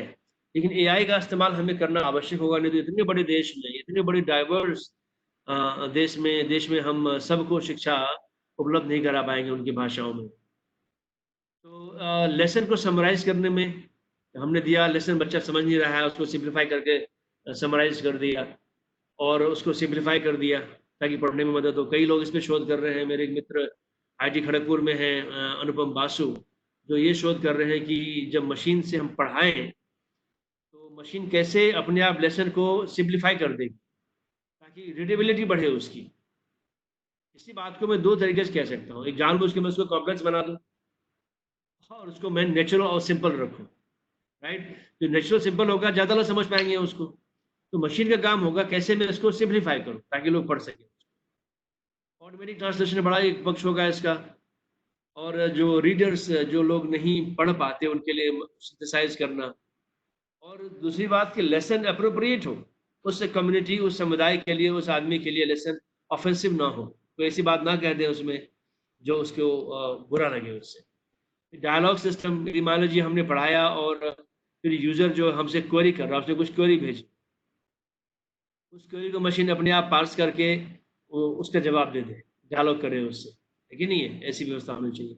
हैंड राइटिंग, अब यदि पढ़ाने के बाद बच्चे, स्टूडेंट्स टेस्ट दे रहे हैं, वो हाथ से लिखना पसंद करते हैं टेस्ट में। तो हाथ से लिखे टेस्ट को मशीन अपने आप उसको टाइप करके पढ़ के ग्रेडिंग की व्यवस्था करे। इसके बाद जो टारगेटेड एक्सपर्ट सिस्टम्स हैं, जो हमने बनाए, वेद का एक्सपर्ट सिस्टम, आयुर्वेद का एक्सपर्ट सिस्टम, योग का एक्सपर्ट सिस्टम, उनको, उनकी परफॉर्मेंस को एनहांस करता रहे। अब जो एनिमेशन का इस्तेमाल हम कर रहे हैं, उसको ज़्यादा प्राकृतिक लगे। अब यदि मान लीजिए कि हम हमारे महाभारत के एनिमेशन में एक कैरेक्टर चल रहा है, अर्जुन चल रहा है, तो उसके कपड़े जो हिल रहे हैं, उसी अनुपात में हिलने चाहिए, लगे कि वो हाँ नेचुरल चल रहा है। ठीक है? तो ये एनिमेशंस अच्छा लगे और लगे नहीं कि वो कुछ बोल रहा है। अब कुछ अर्जुन डायलॉग बोल रहा है, तो उसके होठ उस हिसाब से हिलने चाहिए। ठीक है? तो ये सब बातें होनी चाहिए। और फिर सबसे बड़ी बात, लेसन को कस्टमाइज़ कीजिए लर्नर के हिसाब से। अब सेम मान लीजिए मैं संधि का लेसन दूँ, एक बच्चे के लिए वो अलग तरह का होगा, रिसर्चर के लिए अलग तरह का। संधि की बात वही है, लेकिन कहने के तरीके अलग-अलग हो सकते हैं।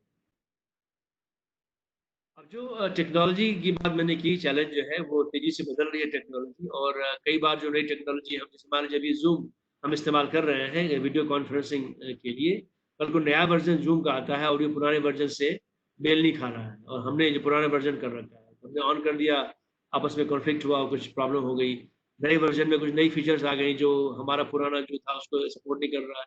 ये सब बातें कई बार होती हैं, और दूसरी बात कि एआई तेज़ी से बदल रही है, तो उसमें भी हमें देखना पड़ेगा। अब जो है एक एक बाउंड्री बनानी पड़ेगी टेस्टोर की, अच्छा ई-लर्निंग क्या है और खराब ई-लर्निंग। अनफॉर्चुनेटली जितने भी अभी ऑनलाइन कोर्सेज़ हैं आपके मूक्स में, वो सारे बैड ई-लर्निंग की कैटेगरी में आती हैं। अब पहले हम जान लें कि अच्छा ई-लर्निंग क्या है। पहली बात तो इंटरैक्टिव होना चाहिए, लेकिन इंटरैक्टिव कैसे, कि आपको क्या लेना है, क्या शिक्षा प्राप्त करनी है, आपका लेवल क्या है, वो लेसन आपके लेवल के हिसाब से कैसे सिम्प्लीफाई हो जाएगा। उसमें मल्टीमीडिया है कि नहीं है, खाली टेक्स्ट टेक्स्ट ही तो नहीं है। जितने भी संस्कृत के कोर्स आपको ऑनलाइन देखेंगे आप, उसमें सारे आपको केवल टेक्स्ट बेस मिलेंगे आप। उसमें एग्जाम्पल होना चाहिए, सिमुलेशन होना चाहिए, और आवश्यकता अनुसार कि आपको क्या चाहिए, और वो आपसे वो फीडबैक ले और इवैल्यूएशन आप ऑटोमेटिक कर सके उसके लिए। और ये प्रशासनिक टास्क को भी हैंडल कर सके। जैसे मान लीजिए मुझे एक बड़ा उपक्रम ऑनलाइन एमए संस्कृत का कोर्स जेएनयू में चलाना है, उसके लिए कंटेंट क्रिएट करना पड़ेगा, कंटेंट में बहुत सारे एक्सपर्ट्स होंगे। ऐसा कोई सॉफ्टवेयर हो जिसमें कि सारे एक्सपर्ट जुड़े हैं उससे और कंटेंट क्रिएट करें, और सॉफ्टवेयर को पता हो कौन कंटेंट किस आदमी का क्रिएट किया हुआ है ना, तो उसका कंटेंट मैनेजमेंट सिस्टम हो। और फिर लर्निंग मैनेजमेंट हो, जब लर्नर जो है वो लेसन सीख रहे हैं, तो किस लर्नर को कितना टाइम लग रहा है लेसन को पढ़ने में, क्या उसको लेसन मुश्किल तो नहीं हो रहा है कि नहीं, कौन कितनी बार पढ़ रहा है, कौन आ रहा है, कौन जा रहा है, सारी बातों का हिसाब वो मैनेजमेंट सिस्टम रख सकते हैं। एक जो बैड ई लर्निंग या बैड ऑनलाइन लर्निंग का जो कंटेंट है, उनमें ये चीज़ें नहीं होती। और उदाहरण के स्वरूप जितने भी कंटेंट ऑनलाइन लर्निंग पे अभी बुक्स पे हैं, अधिकांश उसमें इस कैटेगरी में आएंगे। E content versus true online learning. E content वो होता है जो कि आमतौर पे वो हम लिख के इंटरनेट पे पोस्ट कर देते हैं, वो ई कंटेंट होता है, वो बदलता नहीं है। एक बार हमने डाल दिया, हमने एक शाकुंतलम कहानी को ई टेक्स्ट बना के उसमें चित्र में डाल के उसको ऑनलाइन कर दिया, बस वो ई टेक्स्ट हो गया, वो कभी बदलेगा नहीं। ठीक है। ई कंटेंट क्या होता है, डिजिटल ई कंटेंट तो होता है, लेकिन उसमें मल्टीमीडिया भी हो सकता है, और लर्निंग मैनेजमेंट से कनेक्टेड नहीं होगा वो, यूजर इंटरेक्शन नहीं होगा उसमें, इवैल्यूएशन नहीं होगा उसमें, यूजर के परफॉर्मेंस को वो ट्रैक नहीं करेगा, सिर्फ कंटेंट भर होगा उसमें। ऑनलाइन लर्निंग में क्या होता है कि वो इंटरैक्टिव होता है, मल्टीमीडिया एनिमेशन होगा, एलएमएस से लिंक्ड होगा, यूजर का इवैल्यूएशन करेगा, लर्निंग इवैल्यूएशन करेगा, परफॉर्मेंस को ट्रैक करेगा, और डिग्री वगैरह भी वो दे सकते हैं, सर्टिफिकेट भी दे सकते हैं। भारत के लिए आइडियल सॉल्यूशन क्या हो सकता है? डायनेमिक कंटेंट होना चाहिए, और हर लर्नर के नीड के हिसाब से हो, बाई मॉडल स्पीच मोड में हो, क्योंकि बहुत से लोग हमारे असाक्षर हो सकते हैं, और बहुभाषिक हो, हर भाषा में डिलीवरी हो, मल्टी मॉडल हो, जो स्पीच जेस्चर जैसे हम क्लासरूम में पढ़ाते हैं, तो उस मोड में वो स्पीच स्पीच जेस्चर में लोग वो समझ सकें, यूजर को के क्वेरीज को समझ के डायलॉग करें, और मल्टी कंटेंट क्रिएट करें on fly, on the fly, जैसे मैं भी बोल रहा हूँ, और इसको कई भाषाओं में वो क्रिएट कर दे कंटेंट, और सारे ही प्लेटफॉर्म पे, मोबाइल पे, टैब पे, पीसी पे, सब पे वो डिलीवर करे, टीवी पे, हर हर प्लेटफॉर्म पर डिलीवर करे। इन सब के बावजूद वो फ्री हो या कॉस्ट इफेक्टिव हो, ये बड़ा आवश्यक है भारत के लिए, ये आदर्श स्थिति में भारत के लिए कहूँगा। और इसके लर्निंग मैनेजमेंट प्लेटफॉर्म्स का हम इस्तेमाल करते हैं, एलएमएस जिसको कहते हैं, और ये दो तरह के होते हैं, फ्री, जिसको ओपन सोर्स, जैसे हम मूडल का नाम सुना होगा आप लोगों ने, मूडल फ्री और open source learning management system है, और पेड भी है, होता है पेड, एडोबी वगैरह हर कंपनी अपना अपना पेड वो रखती है। कैसे इसको डिप्लॉय किया जाता है, कैसे क्रिएट किया जाता है, होस्टिंग और डिप्लॉयमेंट, ये कंपैटिबल होना चाहिए। हम जो प्लेटफॉर्म इस्तेमाल कर रहे हैं डेवलप करने के लिए, और जो प्लेटफॉर्म इस्तेमाल करेंगे उसको होस्ट करने के लिए, दोनों में साम्य होना चाहिए, विपरीत ना हो एक दूसरे का। ये जो आप जो ने जो डेवलप किया, अब वहाँ होस्ट नहीं कर पाएंगे, ठीक है नहीं। और डिलीवर जो है, हमेशा ये ध्यान रखिए कि मल्टी प्लेटफॉर्म पे डिलीवर हो, पीसी, मोबाइल, वेब, हर जगह पे इसको डिलीवर करने का इसमें सुविधा हो। अब जो ऑनलाइन संस्कृत रिसोर्सेज कौन कौन से हैं, थोड़ा सा मैं एक थोड़ी सी भूमिका इसमें दूंगा।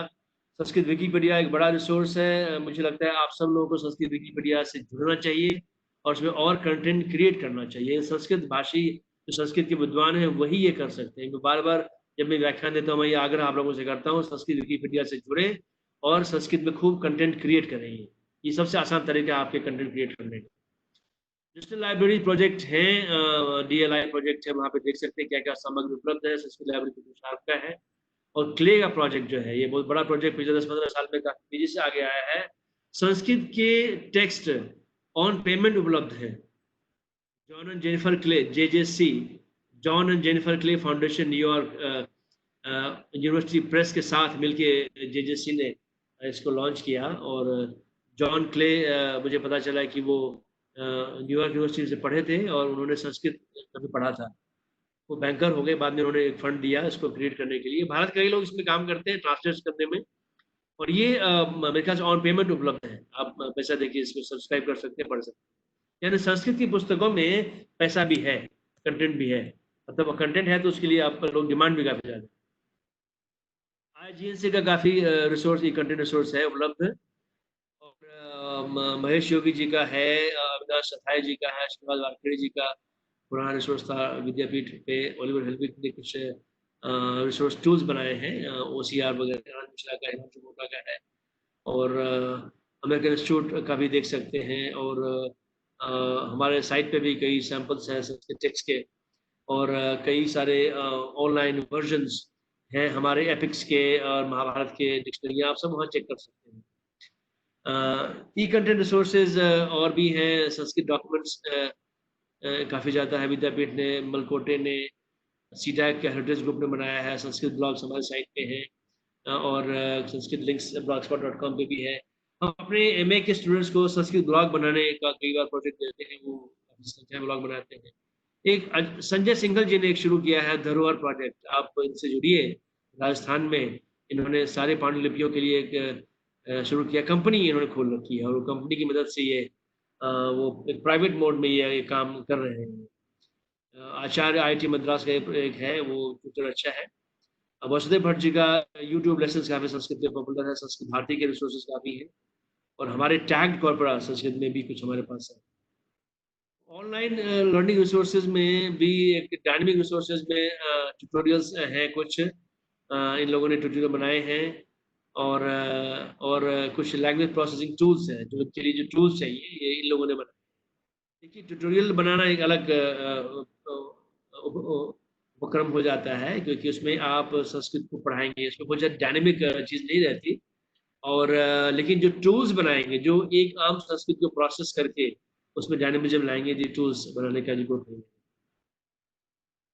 मूक courses, massive online open courses जो है, ये ऑनलाइन डिग्री प्रोग्राम में संस्कृत के लिए शुरू हुआ है। तो MHRD ड्रिवन कोर्सेज हैं, कई यूनिवर्सिटियों ने बनाया है, PG पाठशाला वगैरह के साथ देखें आप, और कई प्राइवेट कंपनी ने भी बनाया है। और जो ऑनलाइन डिग्री प्रोग्राम संस्कृत में भी शुरू हुआ नहीं है, और एक JNU ने भी प्लान किया है, जो मुझे लग रहा है कि अगले साल तक शुरू हो पाएगा। और JNU में जो एक प्राइमरी सेकेंडरी ई लर्निंग के लिए जो हम लोगों ने एक बनाया था, DIT की फंडिंग थी, TDIL टेक्नोलॉजी डेवलपमेंट की लैंग्वेजेस की फंडिंग थी। उसमें प्राइमरी के लिए उच्चारण के लिए, राइटिंग के लिए, जैसे उच्चारण के लिए है, ये सारे ऐप्स बने हुए हैं। तो और इसमें राइटिंग के लिए टूल्स हैं कि कैसे देवनागरी लिखते हैं। तो ये बच्चा सीखना चाहिए। PPT क्लियर अभी भी नहीं पा रहा। अच्छा अच्छा, मुझे फिर से शेयर करना पड़ेगा, रुक जाइए, मुझे शेयर करना पड़ेगा। राइट,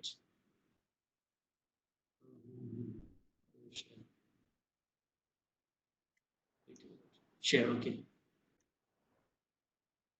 स्टॉप शेयर, शेयर, जी जी ओके, शेयर, शेयर कंटिन्यू,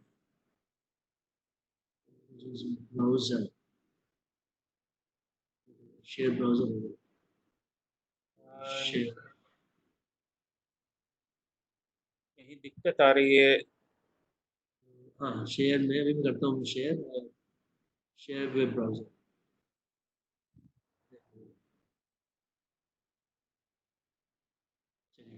तो अब ये देख पा रहे हैं वेब ब्राउजर को? यस यस, बिल्कुल। ये मैं दिखा रहा था। अब जो हमारा ई लर्निंग का जो उपक्रम है प्राइमरी और सेकेंडरी ई लर्निंग के लिए, तो ये डायनेमिक टूल्स है।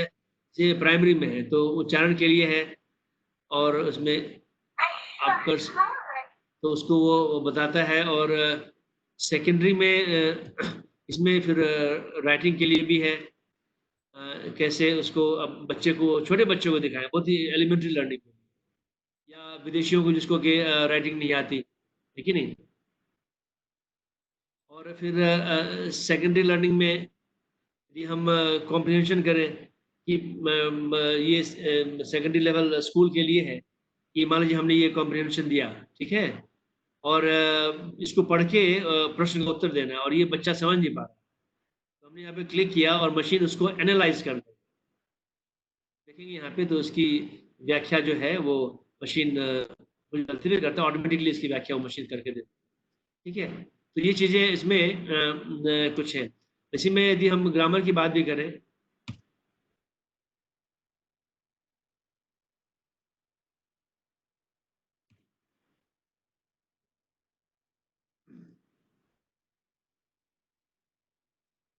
इसमें यदि हम ग्रामर की बात करें तो में ग्रामर भी आता है, और ग्रामर में हम जैसे मान लीजिए हमने संधि का किया, संधि का लेसन दिया हुआ है, और इसमें जो प्रैक्टिस करनी है संधि, यहाँ पे संधि आ जाता है, यहाँ पे आप उसको संधि को प्रैक्टिस कर सकते हैं। तो ये सब चीज़ें इसमें है, व्यवस्था है इसमें। और फिर एनिमेटेड स्टोरीज है, कहानियाँ हैं पंचतंत्र की, उसमें आप इसके सारे हमारे साइट से फ्री में आप बच्चे पढ़ सकते हैं लेकर, और ये कहानी पैरेलल जहाँ भी पॉज करेंगे तो संस्कृत का हिंदी वहाँ आता रहता है, तो इसको बच्चे नेक्स्ट नेक्स्ट करके पढ़ सकते हैं। ठीक है, तो ये सब कहानियाँ हैं, इसमें आप स्टोरी में जाए, फिर जातक भी है और हितोपदेश वगैरह भी है, कहानियाँ हैं। ठीक है, मैं फिर से इसको शेयर करके दूसरा शेयर करता हूँ, वापस मैं जाता हूँ पीपीटी में। आई कैन शेयर कंटेंट बच्चों में पीपीटी। ठीक है, तो ये प्राइमरी लर्निंग है, सेकेंडरी लर्निंग है, और सब लोग मेरा पीपीटी देख पा रहे हैं ना? हेलो? हाँ जी सर, देख पा रहे हैं। यस सर, देख पा रहे हैं। अब ऑनलाइन हिंदी के लिए भी रिसोर्सेज है, हिंदी और संस्कृत की आवश्यकताएं बहुत अलग अलग है। हिंदी संस्कृत की, हिंदी की भी मैं थोड़ी चर्चा करूंगा। एक हिंदी विकिपीडिया, ये भी आपको जोड़ना चाहिए, हिंदी विकिपीडिया से जोड़ना चाहिए, क्योंकि वहाँ पे कंटेंट आपको, जो आदमी संस्कृत का कंटेंट बदल सकता है वो हिंदी का बदल सकता है। कॉल हैज बीन अनम्यूटेड का मतलब क्या? सारे ही लोग इसमें, हेलो, तो सारे लोग इसमें जुड़ के हिंदी विकिपीडिया को देखें। तो इसके अलावा जो एक ज्ञान कोश बन रहा है, उसमें आप देखिए विकिपीडिया में जुड़ा हुआ है। दूसरा, हिंदी न्यूज़पेपर्स जो है वो बहुत बड़ी संख्या में ऑनलाइन है, रिसोर्सेज में कंटेंट उसका है। और हिंदी इलेक्ट्रॉनिक मीडिया में भी आप देखेंगे कि काफ़ी कंटेंट उनकी तरफ से क्रिएट होता है। फिल्म्स हैं बॉलीवुड के, वो काफ़ी आपको मिल जाएगा, और उसको भी हम, वो मल्टी मीडिया रिसोर्स है, उसको हम ट्रांसलिटरेट कर सकते हैं। और कई कंपनियां इस टेक्नोलॉजी में लगी हुई है, कैसे, जैसे एक कंपनी मुंबई में है जिन्होंने मुझे बुलाया था कि कैसे हिंदी फिल्मों को ऑटोमेटिकली डब करें जर्मन में, काफ़ी डिमांड यदि यूरोप में अन्य देशों में बॉलीवुड फिल्मों की है, तो चाहेंगे कि ऑटोमेटिकली डब हो जाए वो अन्य भाषा में, उसके लिए टेक्नोलॉजी चाहिए उनको। और जो सोशल मीडिया हिंदी का बहुत विशाल है, लोग उसमें कार्य करते हैं, और लिटरेचर के, साहित्य के पेजेस हैं, मोबाइल कंटेंट हिंदी में बहुत ज़्यादा बनता है। और केंद्रीय हिंदी संस्थान जो आगरा में मूलतः है और दिल्ली में भी उसका यूनिट है, वो काफ़ी हिंदी का कंटेंट क्रिएट करते हैं। उसके बाद हमारा जो Indian language corporate initiative JNU का जो विशाल कॉर्पोरा हमने बनाया, वो 17 भाषाओं में हिंदी में, उसमें से हिंदी सोर्स कॉर्पोरा उसमें है, वो भी एक बड़ा रिसोर्स है। और सीडैक का भी हिंदी का रिसोर्स काफ़ी ज़्यादा है, तो हिंदी पे भी आप ढूंढ सकते हैं, और हिंदी को पढ़ाने के लिए भी ऐसे उपक्रम किए जा सकते हैं। पर हिंदी की आवश्यकता है, भिन्न है संस्कृत से। अब मान लीजिए कि हमें एमए का कोई प्रोग्राम लॉन्च करना है, तो उसके लिए क्या करना होगा? एमए डिग्री प्रोग्राम, आज तक कोई डिग्री प्रोग्राम संस्कृत के लिए लॉन्च ऑनलाइन हुआ नहीं है, कम्प्लीटली ऑनलाइन हो। जेएनयू के एकेडमिक काउंसिल ने इसको अप्रूव किया है, हमारे यहाँ स्पेशल सेंटर ई लर्निंग का बना है और उसको अप्रूव किया है। तो इसमें क्या हम कर सकते हैं कि, जी बस 5 मिनट और लूँगा मैं। तो स्पेशल सेंटर बना है ई लर्निंग का, और एकेडमिक काउंसिल ने अप्रूव किया है। और कोई भी बैचलर डिग्री वाला इसके लिए एलिजिबल है, कोई एंट्रेंस टेस्ट नहीं होगा, और आप सीधे ऑनलाइन जाके एडमिशन ले लें और आप पढ़ाई चालू कर सकते हैं। नॉर्मली जो जेएनयू का सेमेस्टर सिस्टम है, 4 सेमेस्टर का एमए, उसके साथ उसको अलाइन करने की बात चल रही है। अब अगले साल से इसको लागू करेंगे तो कुछ परिवर्तन हो सकते हैं। और एमए ऑफलाइन मोड जो कोर्सेज जेएनयू में चल रहे हैं, यदि सेमेस्टर सिस्टम से हमारा अलाइन होगा, तो कोई बच्चा हमारा रेगुलर एमए कोर्स में है, वो कोई कोर्स नहीं कर पा रहा है, तो वो कोर्स ऑनलाइन मोड से कर सकता है। वो ऐसी व्यवस्था भी करने की बात चल रही है। 2021 से इसको शुरू करने की बात हम कर रहे हैं। लेकिन मुश्किल इसमें क्या है, मैं 2 बात यहाँ कहना चाहूँगा। कि इससे कई परिणाम इसके निकलेंगे। जो अब जेएनयू यदि ऑनलाइन संस्कृत डिग्री देगी तो बहुत से जो एमए के प्रोग्राम्स हो सकता है वो बंद हो जाए, क्योंकि बहुत से लोग वहाँ से छोड़ के फिर ऑनलाइन एमए डिग्री करना चाहेंगे। ऑलरेडी कई क्वेरीज आ रही हैं, कई स्टूडेंट बीएचयू से लोगों ने कहा कि करेंगे करना चाहते हैं। तो फिर ये समस्या होगी कि क्या हम संस्कृत के जो सेंटर से जो एमए बीए कार्यक्रम कर रहे हैं, पढ़ा रहे हैं, डिग्री दे रहे हैं, तो उनको घाटा तो नहीं होगा इससे? ये भी हमें विचार करना चाहिए। ठीक है? हम नहीं चाहेंगे कि कोई सेंटर कमज़ोर, बल्कि उनको मजबूत बनाने की बात करनी चाहिए। लेकिन फिर भी यदि छात्रों को यदि ऑप्शन है, विदेशों में कई छात्र संस्कृत पढ़ना चाहते हैं, संस्कृत में यदि फ़ायदा होगा इससे, तो संस्कृत को लाभ मिल रहा है तो ये करना चाहिए। अब जो ऑनलाइन कंटेंट हमें डेवलप करना है, इसमें क्या-क्या चीज़ें शामिल हैं? मैं कितना समय हमारे पास आशुतोष जी अभी है? आशुतोष सर जी कितना समय हमारे 5-7 मिनट ले सकते हैं आप। तो मैं थोड़ा-सा कंटेंट जो है स्किप करता हूँ। हाँ जी, क्योंकि अम, आपसे कुछ प्रश्न भी करने की इच्छुक हैं। जी, जी। जी, जी, जी। एक तो मैं जो लर्निंग मैनेजमेंट सिस्टम है और उसकी बात थोड़ा कर दूँ कि लर्निंग मैनेजमेंट सिस्टम का जो सबसे पॉपुलर वर्ज़न है फ्री ओपन सोर्स में, वो है मूडल। तो मूडल आप डाउनलोड कर लें, ऑनलाइन देखें कहाँ मिल रहा है, उसको अपने सर्वर पे, अपने लैपटॉप पे, कंप्यूटर पे इंस्टॉल कर लें। और उसके बाद क्या करें, अब अपने यूज़र्स को, जो आपके डिपार्टमेंट के टीचर्स हैं, जो संस्कृत में कंटेंट क्रिएट करना चाहते हैं, उनका अकाउंट क्रिएट कर दें उसमें। ठीक है? फिर सब लोग, जैसे मान लीजिए डिपार्टमेंट में कंप्यूटर है और वो पब्लिकली अवेलेबल सबके लिए है, आपकी यूनिवर्सिटी में सर्वर होता है, उस पे डाल दें और लोगों को एक्सेस दे दें, वो अपना कंटेंट क्रिएट करेंगे। वो कंटेंट को मैनेज करता है, किसने क्या कंटेंट बनाया है, अपना करता रहता है। उसके बाद जब कंटेंट बन जाए तो उसके बाद आप उसको होस्ट कर लें और उसका यूआरएल जो है सबको दे दें कि भाई हमने ये कंटेंट हमारे टीचर्स के डिपार्टमेंट ने बनाया है, 5 टीचर ने मिलकर बनाया है, कोई एमए बीए का प्रोग्राम संस्कृत का है और उसका ये यूआरएल है। उसको सब लोग फ्री में एक्सेस करें या जो भी आपकी यूनिवर्सिटी फी कर लगाना चाहे तो वो कर सकते हैं। एलएमएस में सारी व्यवस्था होती है, लर्निंग मैनेजमेंट सिस्टम में सारी व्यवस्था होती है। मूडल इसका बढ़िया उदाहरण है, फ्री में है। आप इसको डाउनलोड करें और उसको थोड़ा-सा सीखना शुरू करें। इसको थोड़ा इसको ये कर रहा हूँ, स्किप कर रहा हूँ। मूडल है और ये जो मैसिव ऑनलाइन ओपन कोर्सेज़ हैं जो यूजीसी डेवलप करा रही है, इसको हम स्वयं प्लेटफ़ॉर्म पे हम इसको होस्ट करते हैं। जो कोर्सेज़ बने हैं उसके लिए प्लेटफ़ॉर्म भी होते हैं। जैसे अभी मूक्स आपने बनाए हैं तो स्वयं प्लेटफ़ॉर्म पे ही होस्ट होगा वो। आपस में कंपैटिबिलिटी होनी चाहिए। मैंने बताया था ना कि जो कोर्स हम बना रहे हैं, जो प्लेटफ़ॉर्म होस्ट करेगा आपस में कंपैटिबल होने चाहिए। तो इसलिए जो स्वयं प्लेटफ़ॉर्म को जानना थोड़ा ज़रूरी है आपके लिए कि एआईसीटी, एमएचआरडी ने माइक्रोसॉफ्ट की मदद से बनाया है इसको।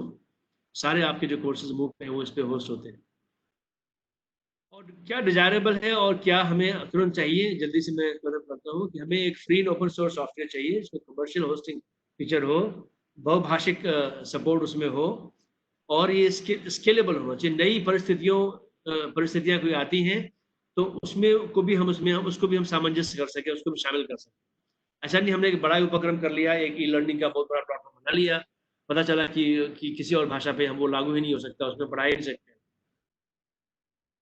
तो ये फ्री प्लेटफ़ॉर्म पे मिल जाए तो हमारे लिए बड़ा अच्छा है और या तो हम फ्री प्लेटफ़ॉर्म को इस्तेमाल करें या हमारी संस्था या हम किसी थर्ड पार्टी वेंडर से रेवेन्यू शेयरिंग मॉडल पे बेसिस पे हम पार्टनरशिप करें। जैसे जेएनयू का ऑनलाइन एमए संस्कृत जो होगा, इस मॉडल पे हो रहा है कि थर्ड पार्टी वेंडर से हम उसका टेक्नोलॉजी लेंगे और जब कोर्स चलेगा और जब स्टूडेंट आएँगे तो रेवेन्यू जो अर्न होगा, वो रेवेन्यू को शेयर करेंगे। ये मॉडल भी एक ठीक रहता है।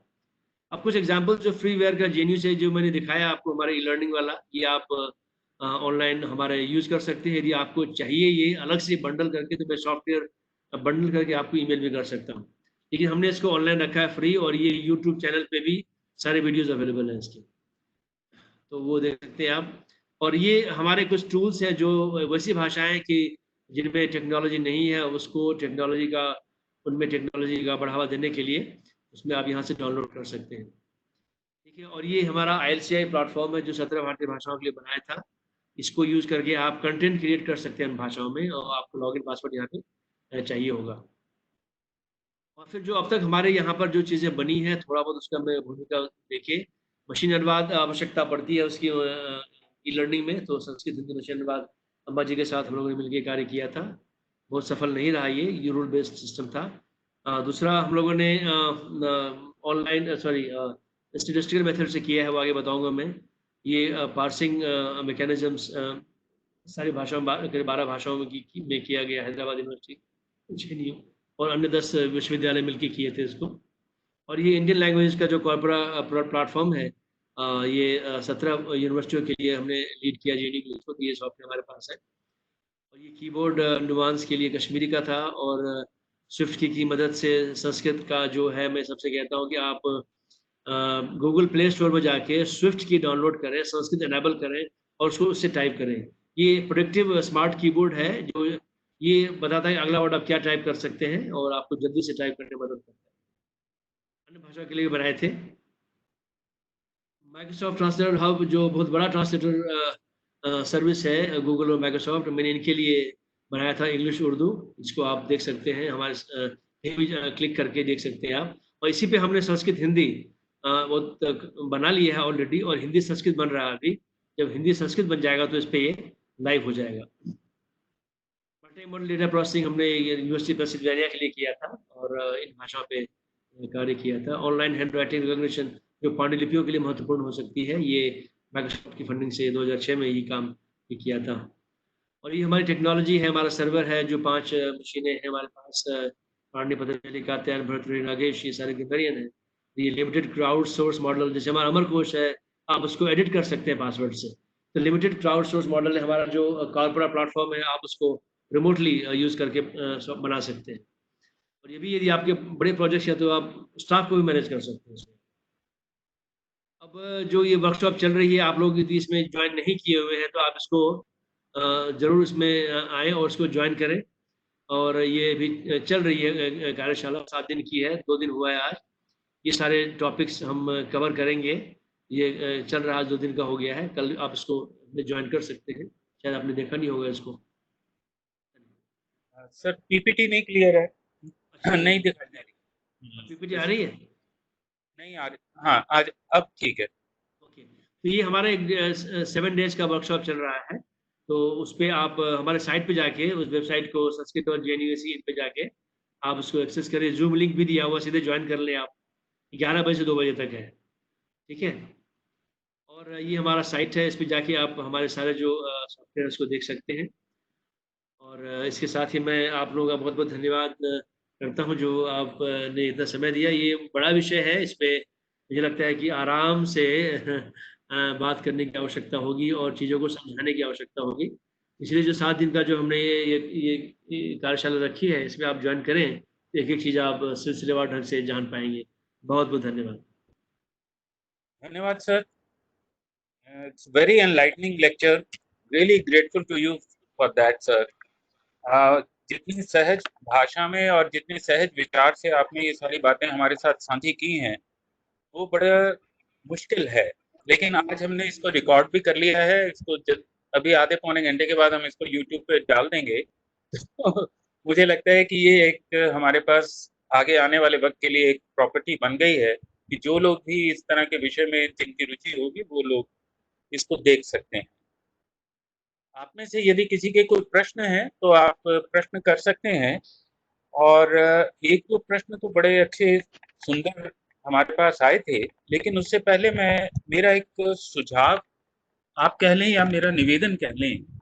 मैं चाहता हूं कि आपके जो स्टूडेंट्स हैं, वो कभी जब वक्त मिले आगे के लगभग 10-15 दिन में, तो हम ऐसा एक प्रयास करें कि जैसे हरियाणा के संस्कृत के जितने भी बच्चे हैं, स्टूडेंट्स हैं, और पंजाब के हैं और हिमाचल के हैं, उनको हम जोड़ करके उनको एक बार प्रशिक्षण दें। वो 2 दिन का या 3 दिन का ऑनलाइन उनको प्रशिक्षण दें। टीचर्स को तो हम दे ही रहे हैं, लेकिन अगर उनको प्रशिक्षण अगर हम दे सकें किसी प्रकार से, तो मैं समझता हूँ कि वो एक बहुत बड़ी बात हो सकती है। तो हम सभी संस्कृत के टीचर्स मिलके, मैं एक रिक्वेस्ट ज़रूर करूँगा सभी टीचर से, अगर वो अपने-अपने स्टूडेंट्स को हमारे साथ एक दिन जोड़ दें, हम निश्चित कर लें समय। और बेशक आपके स्टूडेंट्स ही उनको थोड़ा-सा ट्रेन कर दें, चाहे 2 दिन की वर्कशॉप हो जाए, 3 दिन की, 1-1 घंटे की। तो मैं लगता हूँ कि वो एक बहुत बड़ी उपलब्धि हो सकती है कि जो हम काम फैलाना चाहते हैं, मॉडर्नाइज़ करना चाहते हैं, अपग्रेड करना चाहते हैं संस्कृत को, तो वो शायद एक सुविधा हो सकती है। तो ये मेरा एक सुझाव है। राष्ट्रीय राष्ट्रीय संस्कृत संस्थान के वाइस चांसलर साहब ने मुझसे संपर्क किया था। जो संस्थान है ना, उसमें करीब 200 टीचर हैं। जी तो वो चाह रहे हैं कि उनके शिक्षकों के लिए हम ट्रेनिंग प्रोग्राम रखें इस तरह का। तो वो मेरे ख्याल से फर्स्ट वीक में जून में, सेकंड वीक में वो शायद हो पाएगा। तो इस तरह से हम आपके लिए भी कर सकते हैं plan। जी जी, बस यही है। तो यदि किसी और के कोई प्रश्न है तो आप रख सकते हैं, उसके बाद फिर हम इसका धन्यवाद ज्ञापन करके इसका आज विसर्जन करेंगे। एक सर प्रश्न है, मुझे रुचिकर लगा वो प्रश्न, आपके साथ शेयर कर लूं।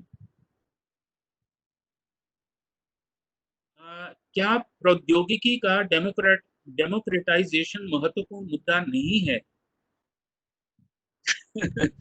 और ये प्रश्न जो है काफी रुचिकर है, नीरू मेहता जी के द्वारा। और एक प्रश्न और मैं आपके साथ शेयर कर लेता हूँ, ताकि आप दोनों का एक साथ ही उत्तर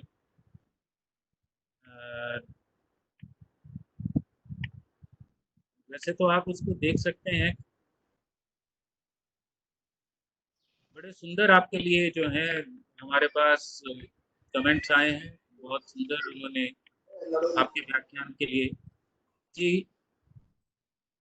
जो टेक्नोलॉजी का जो डेमोक्रेटाइजेशन है, ये बिल्कुल होना चाहिए। अभी हम लोग ने पैनल डिस्कशन किया था कि जब तक जो समुदाय है, कम्युनिटी है, वो नहीं जुड़ेगी टेक्नोलॉजी से, तब तक जी टेक्नोलॉजी हमारे देश में तो संभव नहीं है। क्योंकि देखिए, रिसोर्स क्रिएशन चाहिए हर भाषा में। टेक्नोलॉजी निर्माण के लिए हमें उस भाषा में रिसोर्स चाहिए। आजकल एआई जो है वो रिसोर्स बेस्ड हो गया है, डेटा ओरिएंटेड टेक्नोलॉजी है।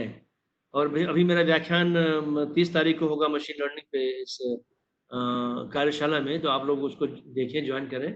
30 तारीख को 11 बजे है।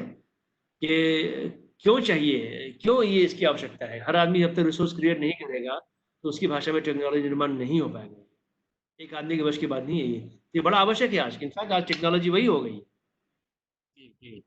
अच्छा, एक प्रश्न है, डिजिटल शिक्षा को पारंपरिक शिक्षा व्यवस्था के पूरक के रूप में कहाँ तक करना तर्क संगत है?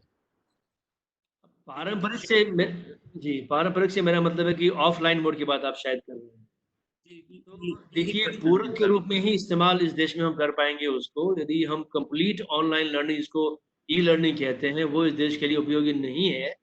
क्योंकि शिक्षक भी हैं और शिक्षक को हमें एनेबल करना है, सक्षम बनाना है, उनको रिप्लेस नहीं करना है। तो मुझे लगता है कि ये पूरक वाला मॉडल जो है, कॉम्प्लीमेंटैरिटी जो है, ये बड़ा आवश्यक है इस देश के लिए। अच्छा, एक अंतिम प्रश्न सर लेकर के सुनील दत्त जी का है।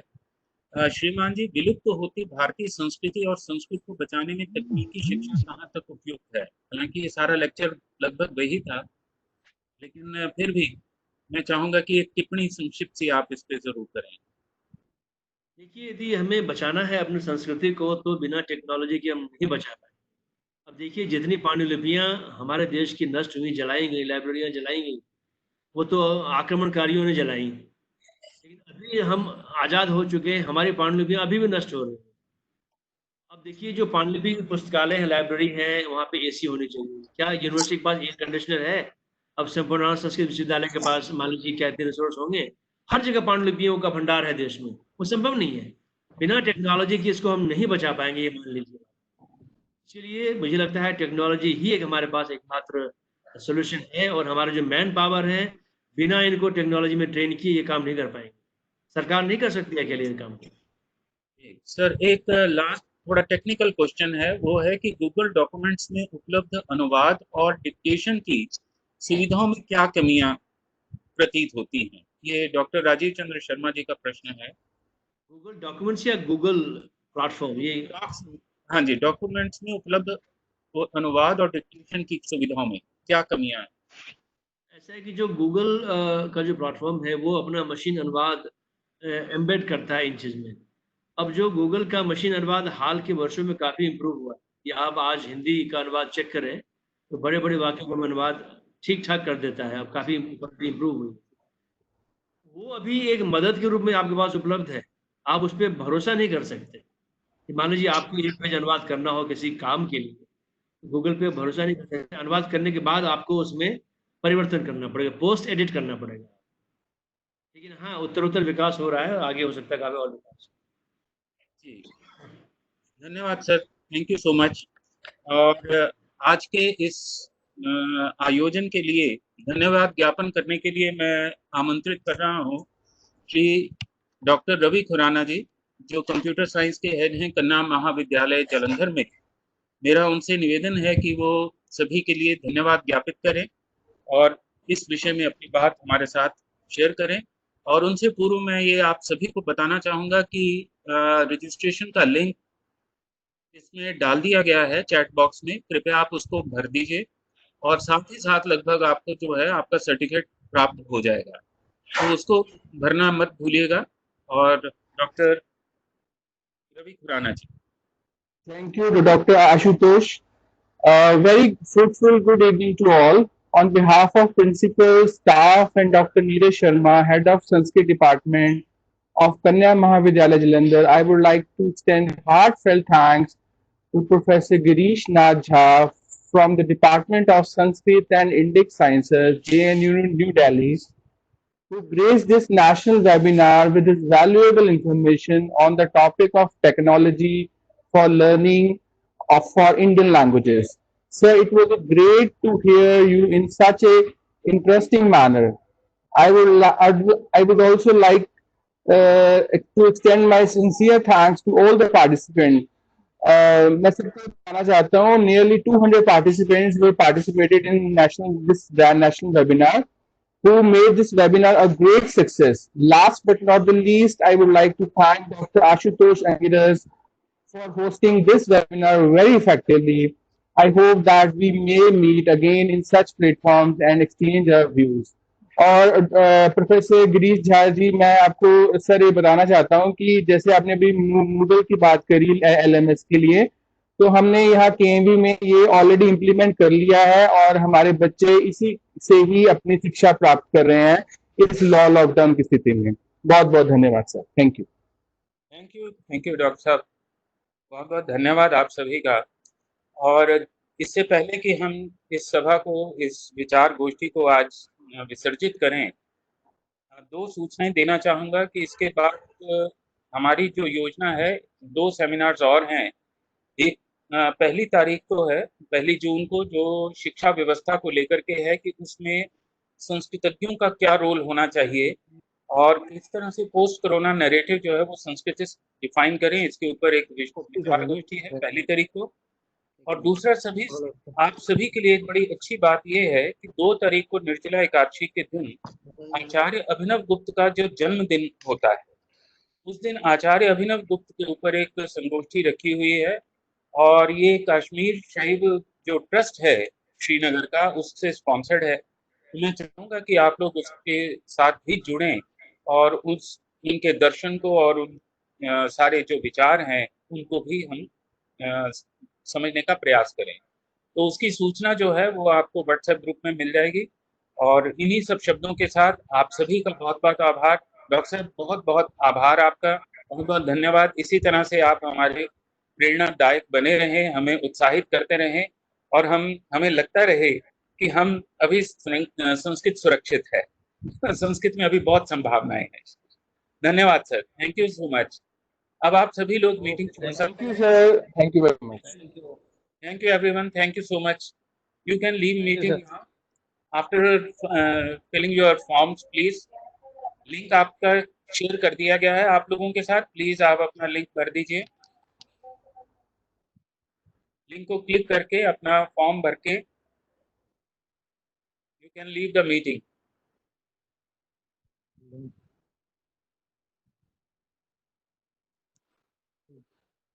लिंक दोबारा भेजें।